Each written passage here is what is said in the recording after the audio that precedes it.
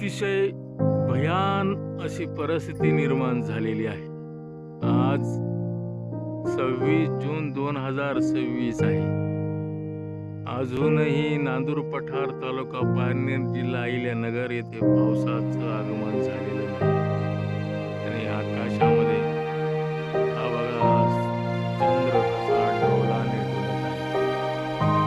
आकाशामध्ये एकही ढग दिसत नाही, चांदण्या मात्र खूप दिसत आहेत. अशीच जर परिस्थिती राहिली तर भयान अशा कोरड्या सुक्या दुष्काळाकडे मार्गक्रमण तर होत नाहीये ना. शेतकऱ्याचं कंबरडं मोडलं गेलंय. कसं होणार माझ्या या मुलाचं? कसं होणार? अनिकेत देशमाने लाईक करा, शेअर करा, सबस्क्राईब करा. धन्यवाद.